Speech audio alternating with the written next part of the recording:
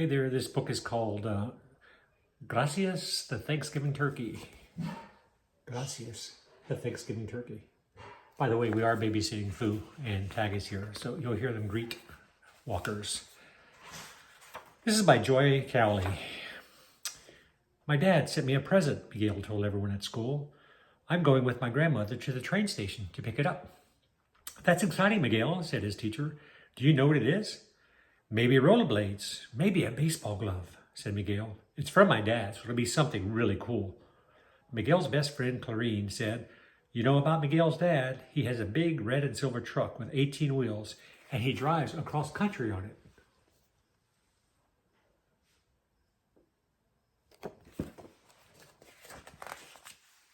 Abuela and Tia Rosa went to the train station with Miguel. There was a huge box with holes in it. Through one of the holes poked a head with a beak and eyes. It's a bird, cried Miguel. On top of the box was a message. Fatten this turkey for Thanksgiving. I'll be home to share it with you. Love, Papa.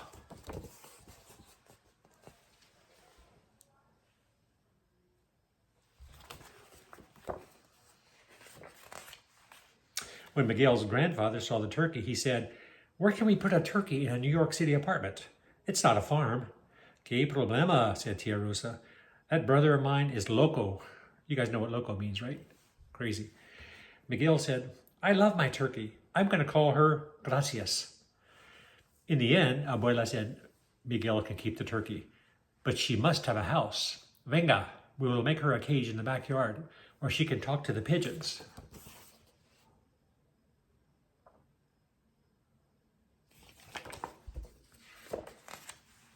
At the library, Miguel found a book about turkeys. He read that turkeys were grazers. They liked grain, but they also ate green plants. Clarine and Miguel went to Central Park. They talked to the park ranger, and he gave them sacks of cut grass. Mr. and Mrs. Chatterjee saved old lettuces and cabbages from their store. Soon the whole neighborhood knew about Gracias. Hey, Clarine. Hi, Miguel, said the police officer, Devereaux. Is that turkey getting fat? Yes, ma'am, said Miguel. When she gets too big for your oven, give her to me, said Officer Devereaux. I have a bigger oven.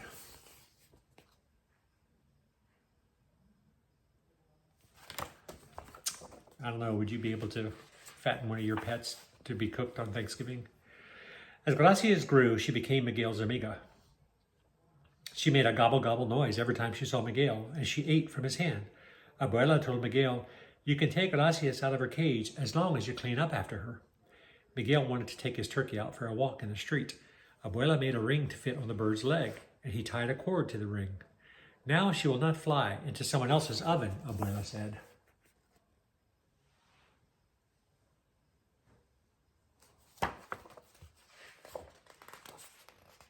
Miguel worried when there was talk about ovens.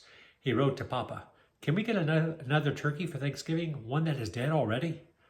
But there was no reply. At church, Miguel lit 2 candles, one for his father and one for Gracias. Please, Señor, he prayed, keep them safe. Tia Rosa also lit a candle. Pobre niño, she said. The leaves fell from the tree, the weather grew cold. Abuela made a cover for the cage. Why bother, said Abuelo. It's nearly Thanksgiving. People shouldn't eat pets, said Miguel. She's a turkey, said Abuela. That's what turkeys are for. But we're amigos, cried Miguel. I love her. I told you it would be a problem, said Tia Rosa.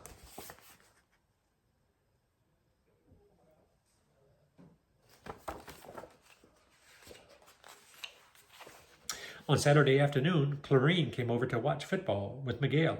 Suddenly, there was a noise, louder than the television. Miguel jumped up. Gracias! The kids ran outside. The cage was empty. A boy was running down the street with a big turkey flapping under his arm. Gracias, yelled Miguel. You bring back that turkey, shouted Clarine.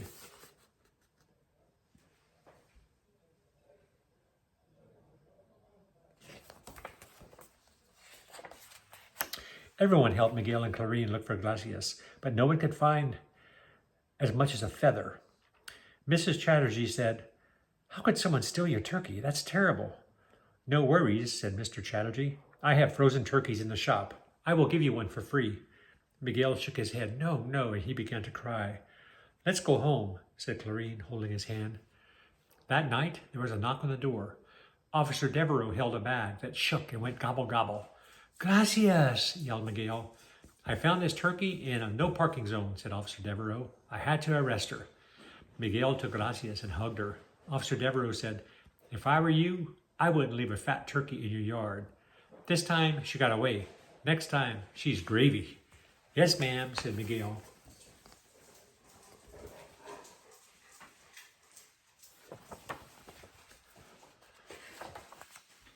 Abuela said Gracias should stay in the bathroom. You have to clean out her cage every day. Abuelo said, I have to shower with a turkey? Ay, ay, ay. Miguel moved the cage to the bathroom and put a holy medal in it, so nothing bad happens. To you, mi amiga, he said. The next morning, Miguel was playing outside with Gracias. When it was time to go to Mass, get your jacket, said Abuela. I will put the bird away. Hurry, hurry, we'll be late for la misa.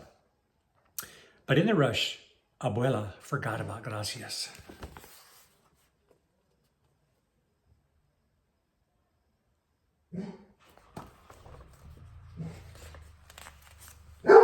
Padre Jaime was saying prayers when there was a gobble gobble in the aisle. Gracias was looking for Miguel. Everyone laughed. Miguel was very embarrassed. He left the pew and he picked up Gracias.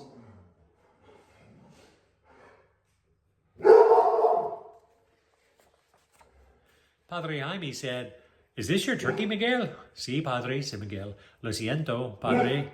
She must have followed me. Padre Jaime smiled. God made small boys and God made turkeys. Stand still while I give you both a blessing. When they got home, Abuela laughed and ruffled Miguel's hair. Chicken for Thanksgiving dinner, he said. Chicken, said Miguel. Abuelo said, no one can kill a turkey that has been blessed. You think Papa would like to eat chicken? Miguel asked. If he is here, said Tia Rosa. Abuela looked at Tia Rosa. See, he would like the chicken, she said.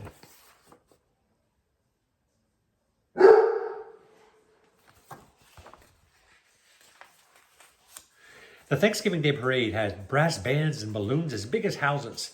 Miguel sat on Abuela's shoulders so he could see everything, and some clowns on stilts threw confetti over him. Did Papa like parades when he was as big as me? Asked Abuela. He asked Abuelo. Sure, Rosito. Sure, Rosito too. I had one of them on each shoulder, Abuela told Miguel. You guys always ride on my shoulders.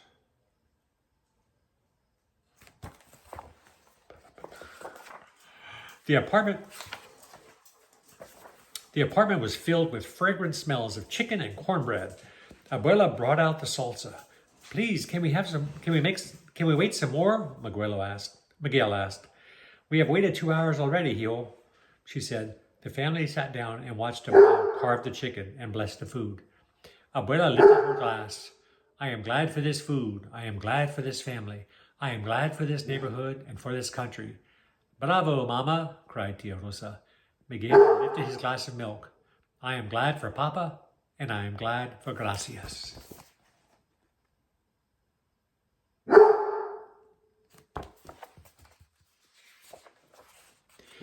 Abuelo said, where is that bird? He left the room and returned with Gracias. Abuela put Gracias on a chair next to Miguel and set a plate of cornbread in front of her. Gracias ate from the dish. Peck, peck, peck. Now we have turkey for dinner after all, Abuela laughed.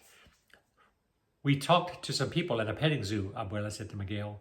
They will make a home for Gracias. A zoo? Said Miguel. Yep, you can visit her every week, said Abuela. And I will not have to brush my teeth with feathers, Abuelo said.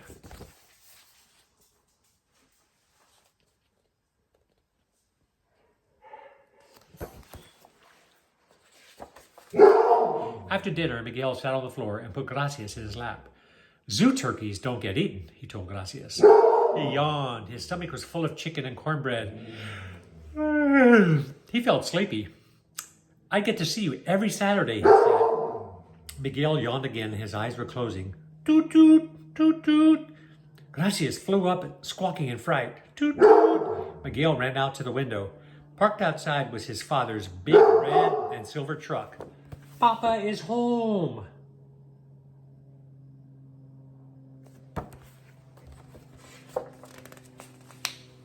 The end.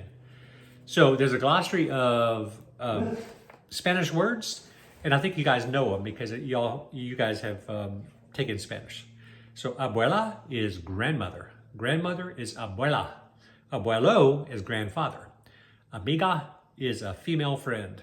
Amigos are friends. Gracias means thank you. Hijo is the son. La misa is mass. Loco is crazy.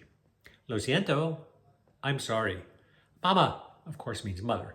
Padre is father or priest. Papa is father. Pobre niño is poor boy. We know salsa, right? Sauce. Sí, yes. Que problema. What a problem. And tia is aunt. And that's the end of this book.